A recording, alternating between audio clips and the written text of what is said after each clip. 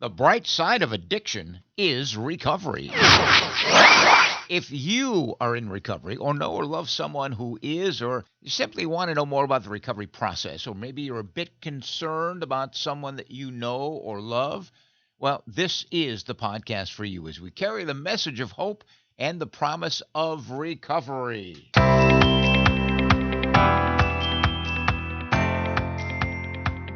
There have been a number of stories written about sobriety since the first of the year, and one of them that caught my attention was published in the Seattle Times.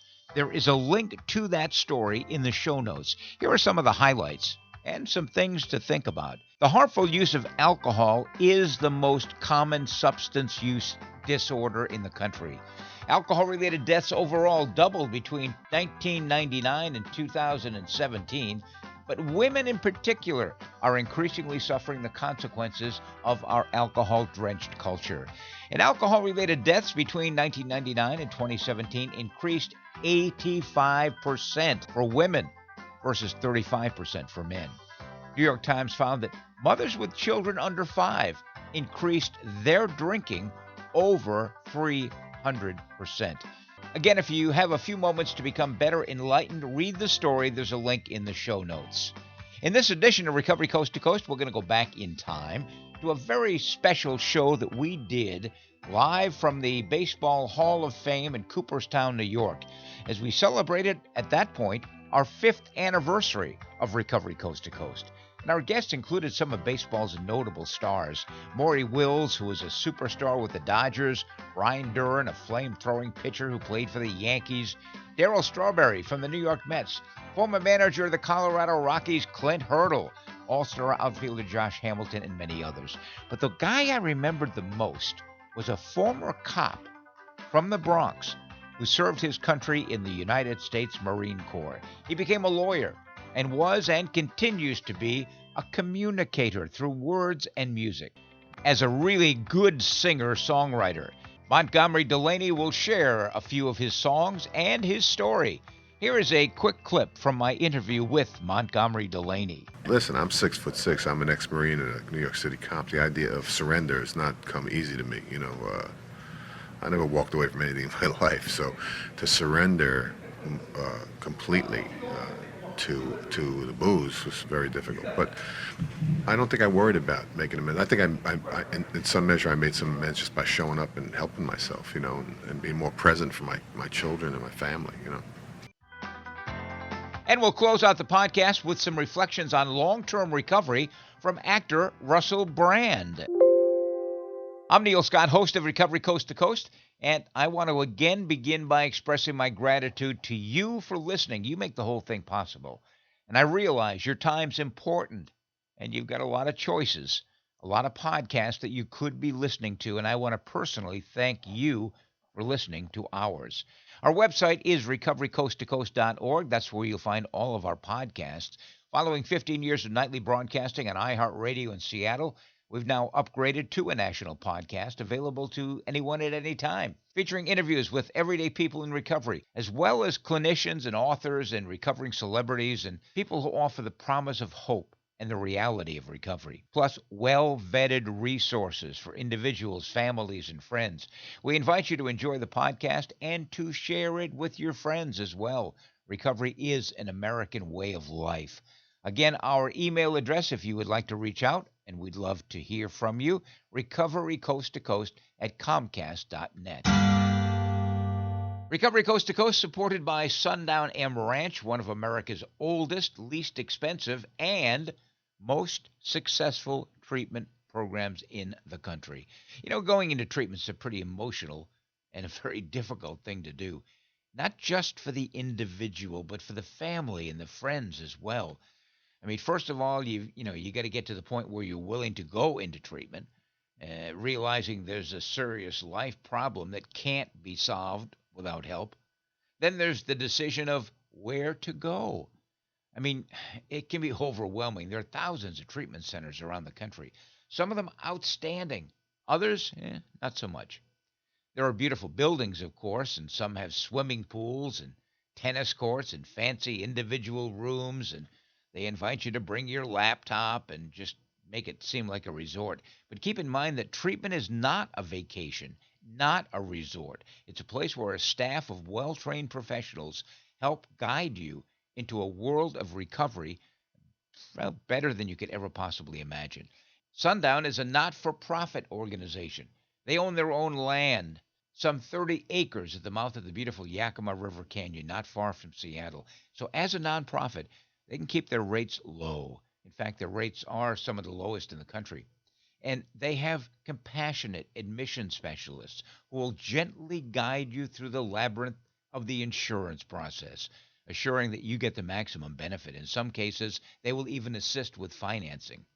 And following inpatient treatment, the staff at Sundown will help build a bridge back to the community, providing treatment tools that, if followed, will assure that the individual maintains recovery as a lifestyle.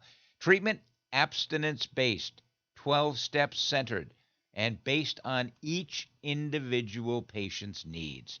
Now, even if you're not looking for a treatment center at the moment, check out their webpage. I believe you'll be impressed. Sundown.org, located just outside of Yakima, Washington, not too far from Seattle. Sundown M Ranch, where recovery begins. Care to join me for a cup of coffee? It's that time, coffee time, conversation time. And today we visit with a pretty amazing guy who I first met at a wonderful music event in Saugerties, New York, called the John Street Jam. I saw him as a singer-songwriter. I got to know him as a pretty amazing guy, a former New York cop who once hit a home run in Yankee Stadium, a home run for recovery. He's also a former and forever U.S. Marine and an attorney, and oh yes, a person in grateful long-term recovery. Again, his name is Montgomery Delaney, and I hope you enjoy our conversation. Let's go back into the audio archives. Joining me tonight in Cooperstown is Montgomery Delaney, a guy in long-term recovery, former New York City police officer.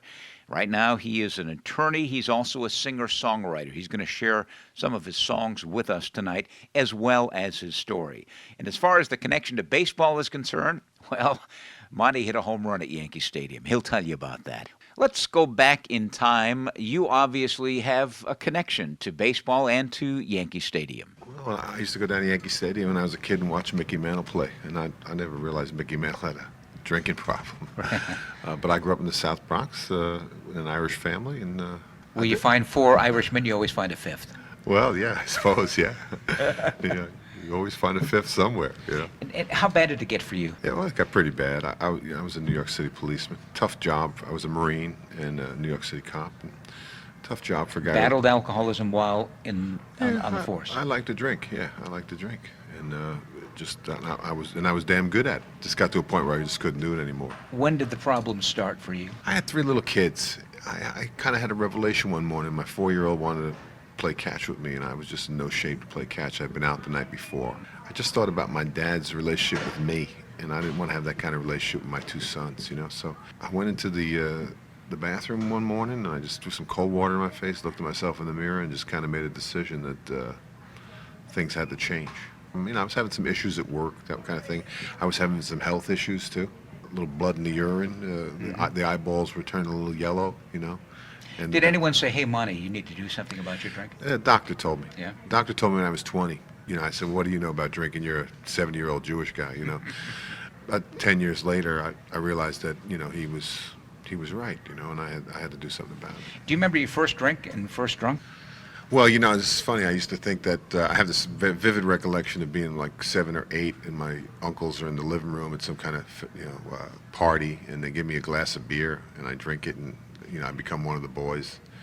You know, over the years, I heard my mother tell stories at, you know, at the Thanksgiving table about, you know, putting Jameson's whiskey on my gums when I was teething. And then one night she said that they were talking about pregnancies, and she said that when she was pregnant with me, she liked to have a little Manhattan every now and again. So I think I was right there in the womb, you know, sucking down Manhattan. So talk about your dad. Well, he was a good guy, but he couldn't get out of his own way. You know, he was in the Marine Corps, and he served in the war, and My mom met him. He was a soda jerk in Long Beach, Long Island, and he was a happy-go-lucky guy. Went in the 40s, you know, and when the war was over, he just wasn't the same, and he drank a lot of whiskey every day. But it was a real functioning kind of drinker. You know, I don't think the man ever missed a day of work. But he was a Jekyll and Hyde kind of character, you know. And I butt heads with him a lot when I was a kid. It wasn't until I started to, find my way in sobriety that I realized that he wasn't a bad guy. He was just kind of sick, you know. He never had that moment of clarity that I had. I know he tried, because when he passed away, I found this card in his papers. It was something called the Pledge of Temperance, and from 1946, and he had gone to see a priest to take this pledge. The priest signed the card. He never signed it, and there it was 60 years later in his papers when he passed away. And I always thought there was a song in that, and I bounced it around in my head for about 10 years, and last year I came up with the song. So Let's hear that song, but first of all, I want to tell our listeners, Montgomery Delaney is joining us tonight on Recovery Coast to Coast. Very fascinating guy. I met him 2 or 3 years ago at a place called the John Street Jam, which is one of the great music venues in the Hudson River Valley. He is in long-term recovery, and he's a singer-songwriter as well, and a damn good one at that. Thank you. And with that as an introduction, the song about your dad. Well, as I said, he was a Marine, and I was a Marine, so this is called The Halls of Montezuma.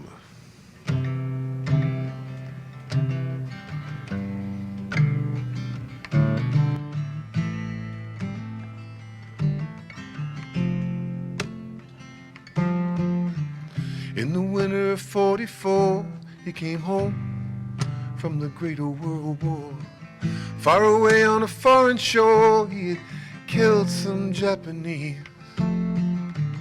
He was just a young Marine. He was haunted by the things he'd seen, like a never-ending dream of bodies, boys, and bombs. And there were things he could not forget. Sharp as a bayonet, blood flow in rivulets, darkening the sands of Iwo Jima. No more pride, no more swagger. Now he just stumbled, swayed, and staggered down the halls of Montezuma.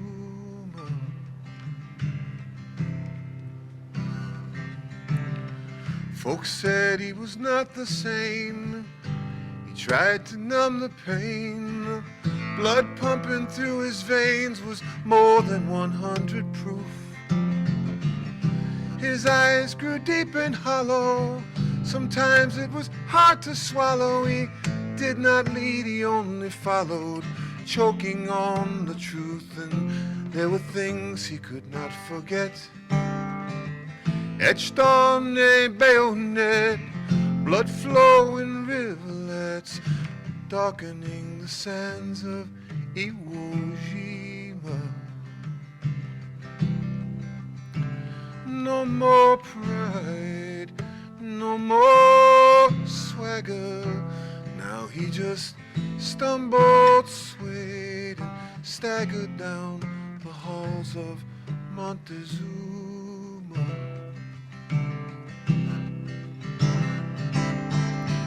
Found himself down on his knees. One day talking to a priest, he said, "Father, is there hope for me? Or am I lost forever?" Oh, and they're on the outer edge of a most precarious ledge. He was asked to take a pledge. It was a cold day in December.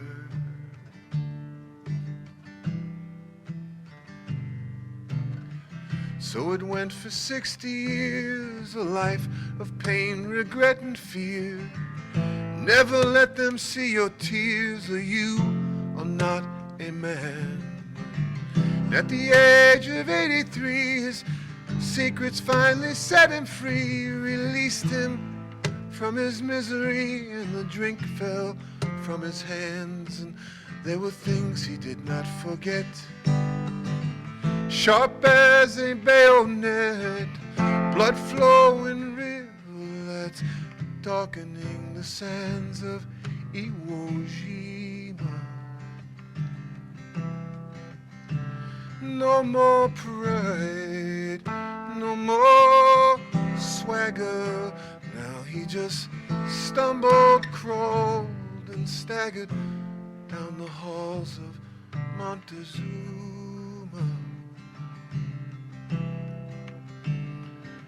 And if the army and the navy ever look on heaven's scene, they will find the gates are guarded by United States Marines.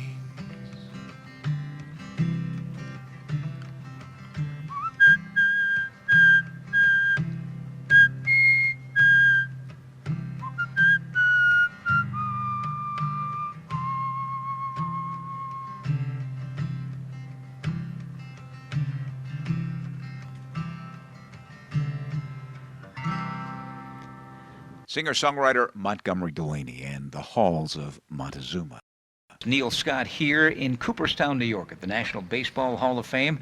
We are talking with Montgomery Delaney, a guy in a long-term recovery, an amazing background, a New York City police officer, a Marine, a singer-songwriter, an attorney. Monty, when did you get sober? What's your sobriety date? December 24th, 1987. Christmas Eve. It's my gift to myself, yeah. I guess I was on a bender 4 or 5 days, and had some issues at work, and I was sick, physically sick, and I had this experience of my son wanting to play sports with me, and I just wasn't able to, and it had started that summer, the thought of quitting, and I just thought, Christmas came, and I'm just going to do this. I'm going to do this. The first year, how difficult? It was very difficult. It was like losing a friend. Sure. And in my family, a guy who doesn't drink is kind of like, people ask you, hey, what's wrong with you? What's the matter with you? I think I'm the only man in my family that's, well, certainly I was the first. Since me, a couple of others have gone on the wagon, but I think I was the first to get any measurable, period of sobriety under my belt. So it's Christmas Eve. You decide that this is it. You are not going to drink anymore. Yeah. How did you wind up getting into the rooms? It was not by, it was by the suggestion of someone else. A good friend of mine, he said, look, you're a great guy, and you got all this potential, and you're not going to be able to do this yourself. And he said, I'm not going to try and lecture you about this, but what I'm going to do is I'm going to give you this. And he put a phone number in my hand. Mm. He said, call this guy. And I called him. And it was right after Christmas Eve, so I'd actually had the number in my pocket for a couple of days, but right after Christmas, I think I went to my first little meeting. Do you remember that meeting? Yeah, I do. I do, and it was profound for me. It was profound. Talk about making amends. How difficult was that for you early on?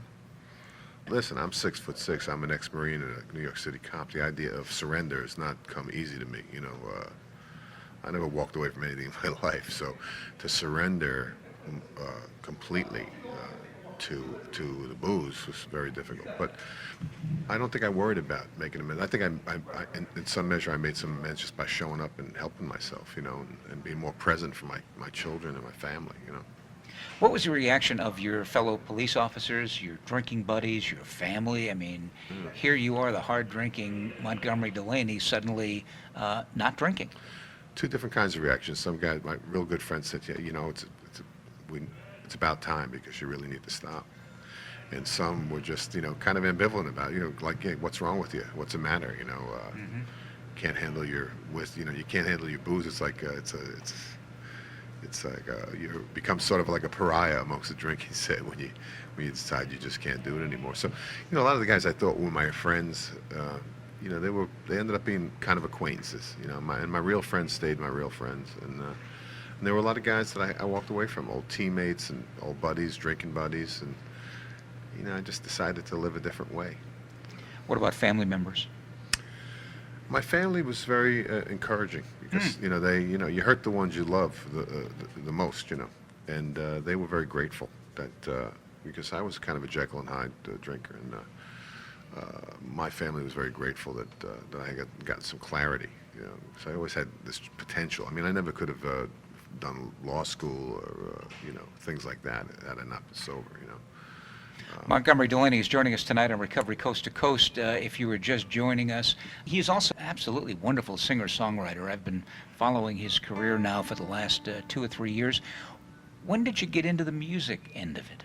I was writing poetry when I was a kid, and it's funny. I was playing cards on a ship when I was in the Marine Corps, and I won some money, and I was in Copenhagen, Denmark, and I thought, well, if I go back on the ship and play cards, I'm just going to lose the money. And I walked by this music store, and there was a guitar in the window, and I bought it. And I brought it back on the ship, and the other Marines they were throwing things at me. Cut that out. You're making too much noise. That's not music. That's noise. But the great thing about a guitar is if you take a guitar and you stand it up in the corner, somebody will come along and knows how to play it. And for me, it's kind of strange. For me, it was a guy named Scott, a guy named Frank Scott from Penrose, Colorado. And he picked it up. He played a few things on it, and I said, hey, we got 4 months on the ocean coming up. Can you teach me a little bit about that guitar? And he taught me a little. And him and I are friends to this day. So I want to say hello to my buddy Big Frank down in Gunther, Texas. Tell us about the song you're going to sing now, Victims or Volunteers. Well, this has become kind of like, I guess might be the reason I'm here with you today. It's become kind of an anthem among sober folks. I get asked to play it all over the country at the festivals and roundups, and I was just up at Sober in the Sun up in Massachusetts. Nice. And it's about all the bad things that happen to a guy who likes to drink a little bit too much. Montgomery Delaney. I was not a victim. I was a volunteer.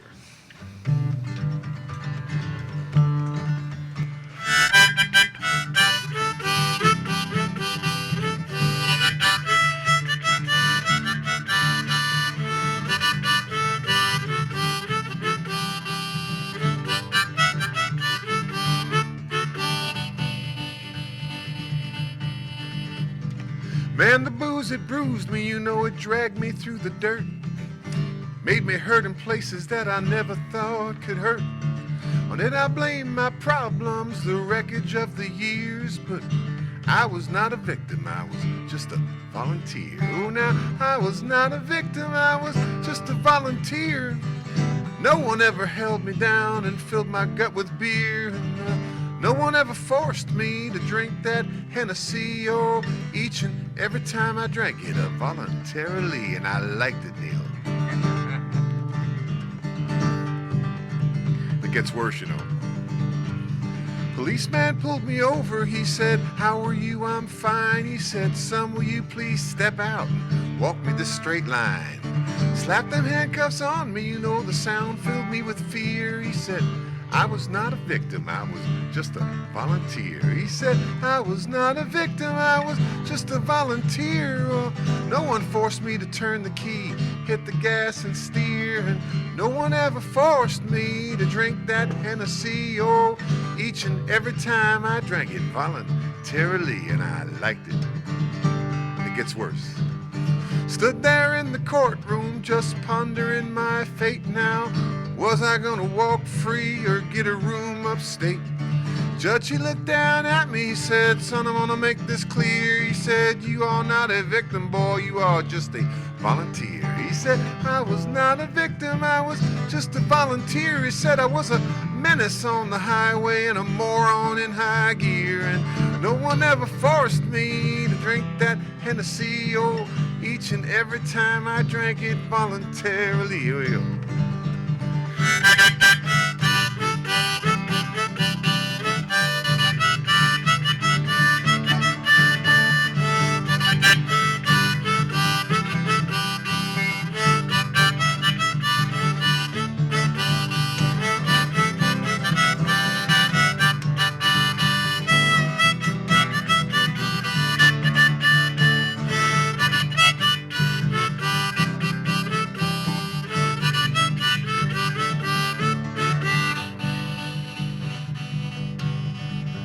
And it gets worse, you know.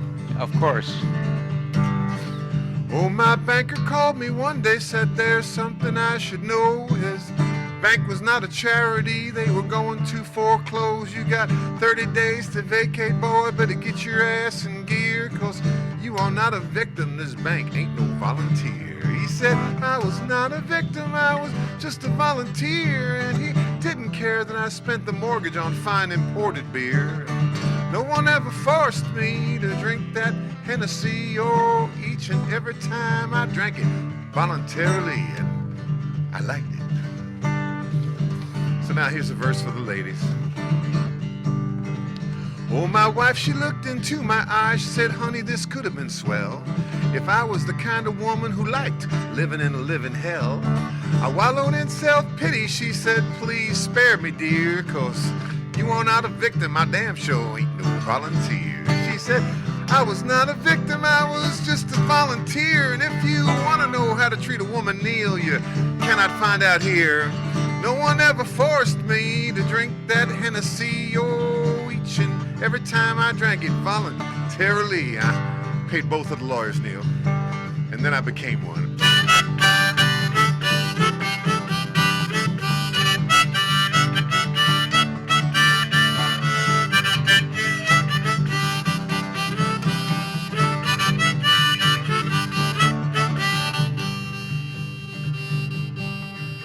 You ready for the morrow, Neil? I say, are you ready for the morrow? I am ready. Can I get an amen? Amen, brother. Can I get an hallelujah? Hallelujah. If you're listening to this song and these words have made you think, well, soon you may just find yourself staring into your next drink. Whiskey may be amber, boys and the girls, and a vodka may be clear. But you are not a victim, you are just a volunteer. Oh, now I was not a victim, I was just a volunteer. No one ever held me down and filled my gut with beer, and no one ever forced me to drink that Hennessy. Oh, each and every time I drank it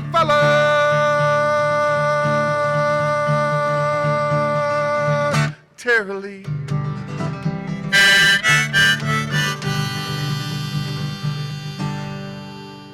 Montgomery Delaney, singer, songwriter, former Marine, former New York City cop, a guy in long-term recovery. He actually hit a home run at Yankee Stadium. Tell me that story, Monty.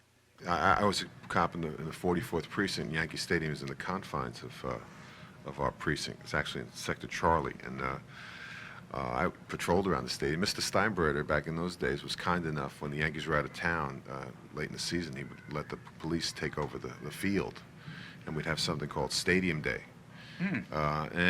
We'd have horses come give the kids rides on the police horses, and we'd have harbor launches over in the river, and the kids would take rides on the police boats, and one of the concessions was open, and we would have a pickup game on the field. You know, the cops would have a pickup game on the field. So I would go out there with the cops at Stadium Day. We'd have a pickup game. During one of those pickup games, I got thrown a big fat meatball about, 65, 70 miles an hour, and I launched it over the left field wall. Let me ask you a little bit about spirituality and leading into the next song of what that means to you and your recovery today.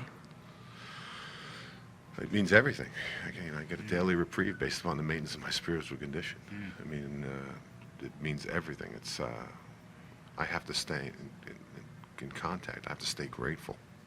You know, I'm surrounded by reality all the time, so I have to stay in a good spiritual place to do all the things I need to do. You know, I concentrate on it every day. Every day it gives me opportunities to concentrate on spirituality and to be in touch with that aspect of my life and be grateful. You know, it's easy to be ungrateful. I think I'd rather be drunk than be ungrateful today. You know, years ago I wouldn't have said that, but I think when I'm in a place of ingratitude, I mean, it's just horrible. And I get there occasionally, you know, because I'm a human being, but I try to get out of it as quickly as I can, because I personally have a tremendous amount to be grateful for. You know? In all of the gratitude and the spirituality, you are a songwriter, and a very gifted one. You wrote a song called You and I. Once again, the musical talents of Montgomery Delaney.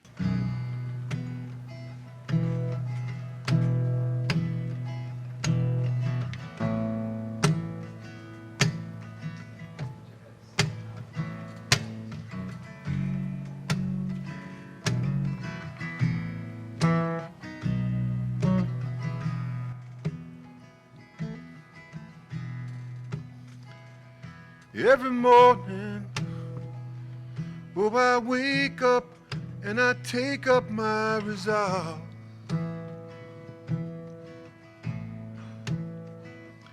Knowing life is full of problems and mysteries that I must solve.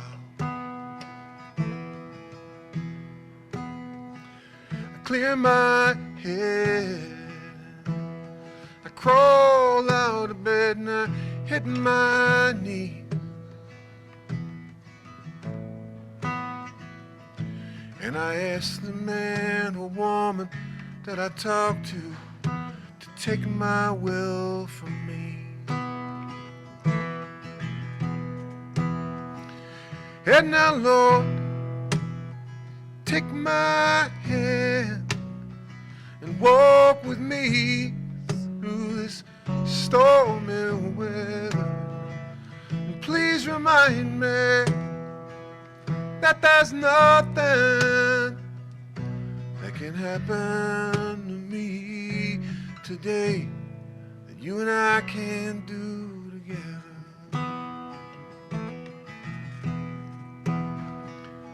The other day, oh, I woke up and I saw your smiling face. And I remembered when not so long ago I woke up in a different place. You know, sometimes you got to go down just as far as you can go.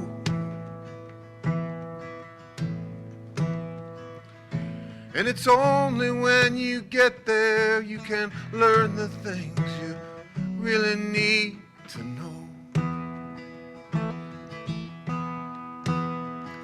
And now, Lord, take my hand and walk with me through this stormy weather.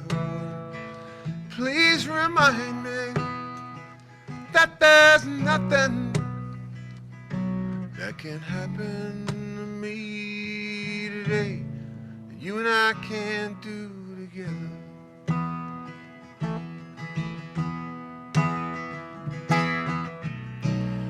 Humility's not thinking less of yourself, it's just thinking of yourself less.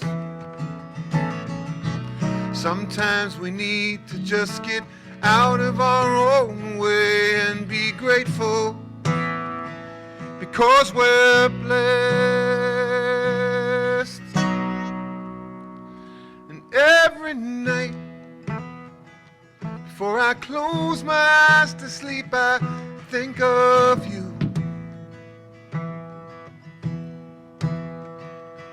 And I'm thankful for another day and all the things that you and I, we get to do.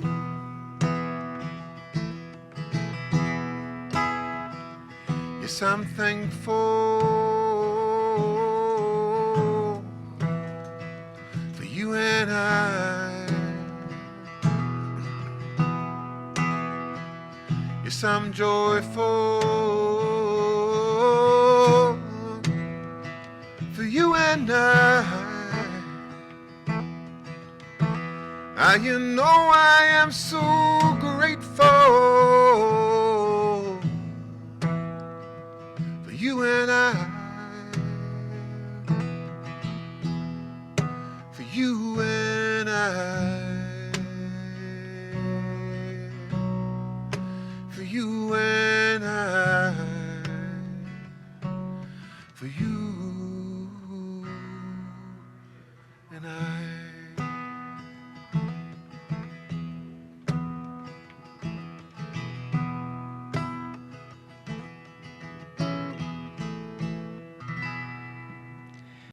As I mentioned earlier in the program, I first saw Montgomery about 3 years ago at the John Street Jam in Saugerties, New York, and just fell in love with his music, with his songwriting, and with the fact that he is a guy in long-term recovery that really walks the walk. Talk about giving back, and in particular, perhaps holding your hand out, your promise of recovery to others in the law enforcement area? Well, I don't like to talk about giving back. I like to just give back. Hmm. You know, the way I practice my my program is that I just try to do things without making a big fanfare out of it. You know, I suppose I try to, you know, making music and making that connection with people around the country with the music is a way. Um, But I would think I've been, people would reach out to you they, knowing that you are a former law enforcement they person do. and saying, how can I have what you have? How can I do what you Oh yeah, did? yeah. It's not always the person that needs the help. It's the family. It's some third party Yeah, that calls me when somebody's about to lose their job or you know get jammed up in some way or they're in a hospital and need to go to a rehab.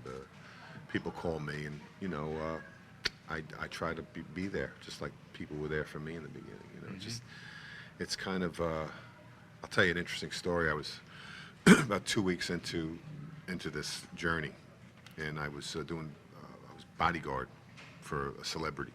I won't say the celebrity's name, but I was sitting on Lexington Avenue in a car waiting for the celebrity to call me on a beeper. And there was a liquor store across the street, and it had a pink neon sign that was flashing liquors, liquors, liquors, liquors. Did it say Monty, Monty, No, it Monty? just said liquors, liquors. I got out of the car and I went over there. My intention was to go buy, you know, a little pint of Hennessy, which was my poison, you know. And when I pulled money out of my pocket, I pulled the guy's phone number out, you know. Some guy gave me his phone number, and I looked at the money and I looked at the phone number. I said, "What the hell?" I said, "Let me call this guy." I called the guy. That was back in the day when.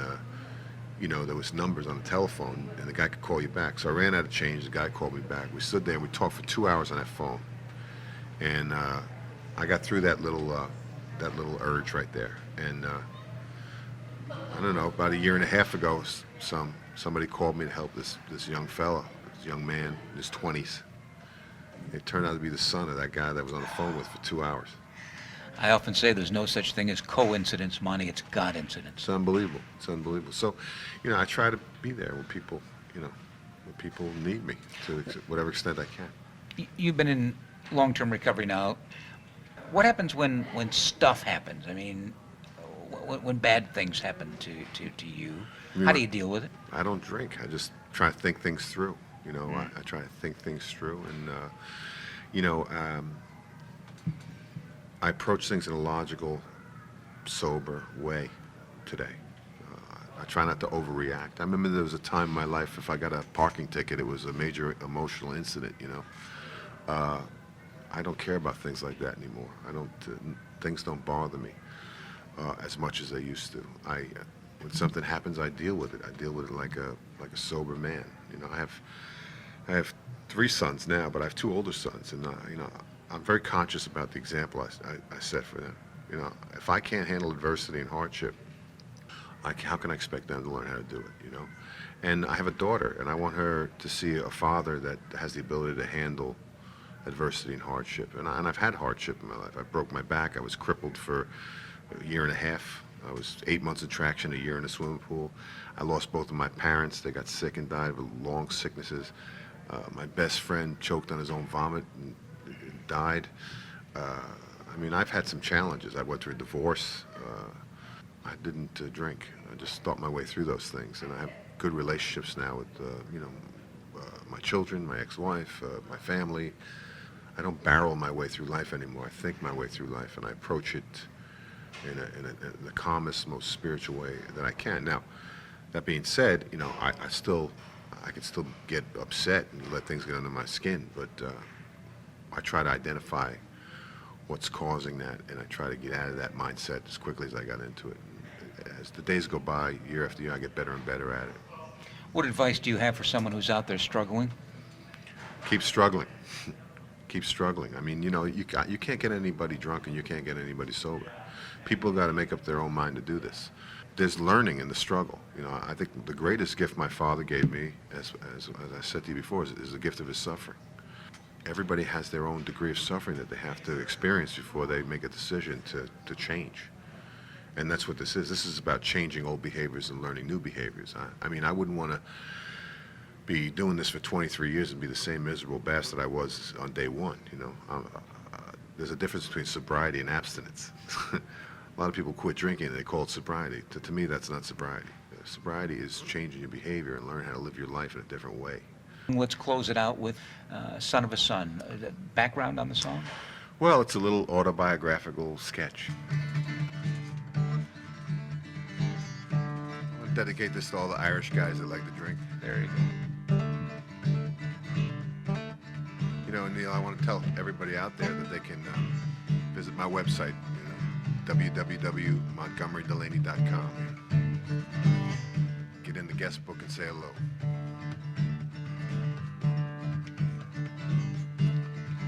Well, my grandpa was born in Dublin on St. Patrick's Day, that's true. You can get more Irish than that, but it's hard to find a way. Oh, he came here to America. With his hands he built a home. And in the years between the great wars, my father, his son, was born. And I'm the son of a son of a son of a son of Ireland. I've got John Patrick Delaney's blood living in my veins. I'm the son of a son of a son of a son of Ireland. I've got music coming out of me like a sweet, sweet Dublin morning rain. Oh, my grandma, her name, it was Margaret. Margaret Flanagan. Oh, they tell me that she was born in Carrick near Roscommon. I may just know some of her people, say they still live in great numbers there. Oh, and all the old ladies among them have my grandma's soft white Irish hair. And I'm the son of a daughter of a daughter of a daughter of Ireland.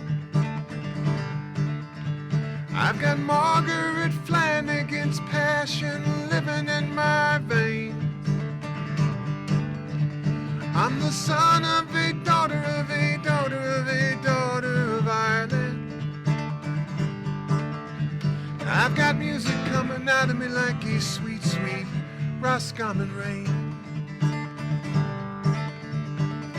Whoa, whoa, whoa, whoa, whoa, whoa, whoa, whoa, whoa, sweet Ireland,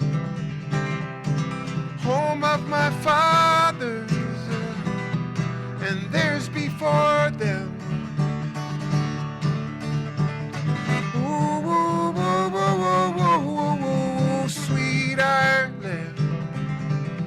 Hey, when will I see you and know you again?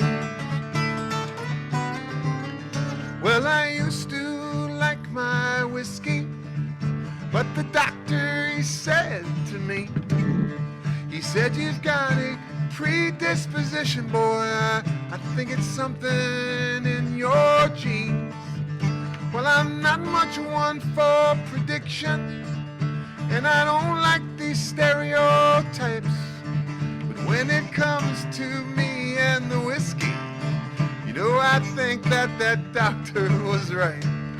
'Cause I'm the son of a rye-drinking son of Ireland. And I've got old Jack Delaney's blood just ripping through my veins. I'm the son of a bar-fighting son of Ireland. I've got music coming out of me like a sweet, sweet Dublin. Music coming out of me like a sweet Roscommon. Music coming out of me like a Bronx Irish Catholic rain. Can you feel the rain? May the road rise to meet you.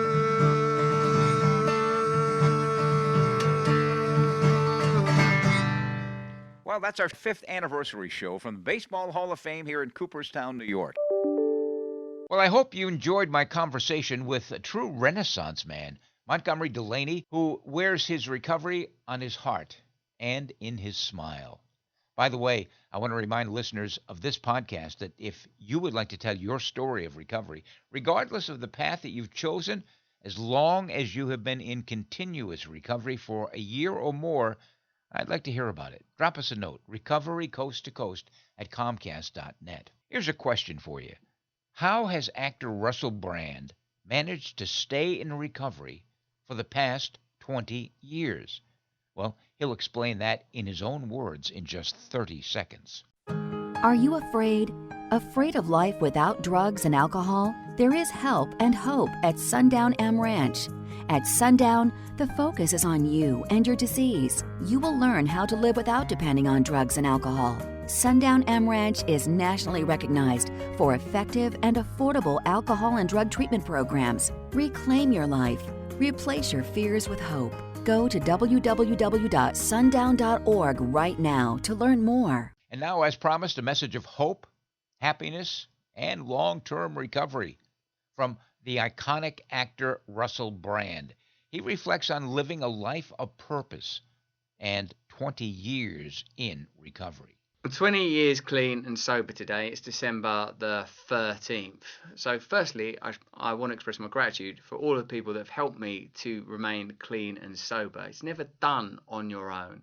In fact, even though it's often seen and celebrated as a personal achievement, it is in essence a community and spiritual achievement, because what I have been taught and shown is that it is impossible for a person like me to not drink and use drugs unless I have sufficient ongoing support from people that understand what it's like to feel that drugs or alcohol or certain behaviors are necessary in order to feel okay.